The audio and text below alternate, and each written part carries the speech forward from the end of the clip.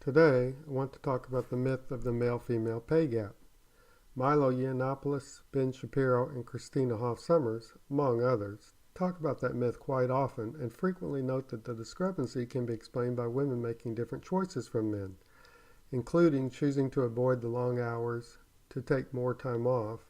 and to take less dangerous, less demanding, or less stressful jobs. What is not mentioned as frequently is that most women can make a decent life for themselves without taking on the sweat and mental pain of intellectually demanding jobs, such as those in STEM, science, technology, engineering, and mathematics, or jobs that require extremely hard physical labor, or jobs that entail significant physical risk. Men, on the other hand, often feel they need the extra money so that they can find or keep a wife and support a family in order to secure for themselves a decent life. And so many of them make the decision to take on such jobs,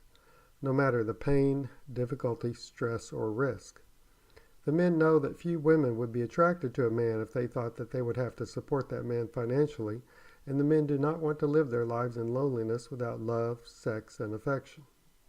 Now, feminists will say that sometimes women's choices that lead to lower pay are the result of the couple deciding to do what's best for the career of the partner who makes the most money, which is usually the man. But that is because women choose to marry men who make, or have the potential to make, more money than them, not men who make less. And, besides, women share in the money that their partner makes, so they're not being cheated when their husband makes more.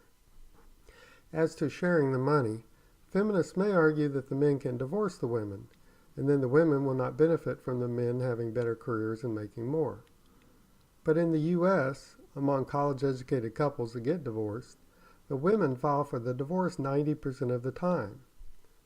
Also, one cannot claim that is because the men are cheating, because statistics show that cheating is evenly spread. About 50% of women and 50% of men cheat. So, again, any discrepancy post-divorce would be based on women's choices, as the women are choosing to divorce the men even when the men are making more, and very often when the men are not even cheating on them or otherwise engaging in unacceptable behavior. Moreover, given the fact that married couples share their money, it really makes no sense to compare the pay of all men and all women, but only to compare the pay of men who are unmarried or married to men with that of women who are unmarried or married to women, and do that comparison only for individuals who have the same experience and do the same jobs for the same hours. Also, note that the unmarried women category would include those who had been divorced, so that data from women whose husbands made more who then divorced them would play a part in the determination of how well women are doing compared to men. Something else that should not be ignored is that the propaganda surrounding the myth of the pay gap is dangerous and damaging. It harms male-female relations as it adds pressure to improve the pay and opportunities of women to the detriment of men and to the detriment of women married to those men. More importantly, it increases the divide between the sexes and promotes the insane notion that they constitute different tribes, which not only increases mistrust and misunderstanding, but can lead to separate goals, separate value systems, and separate lives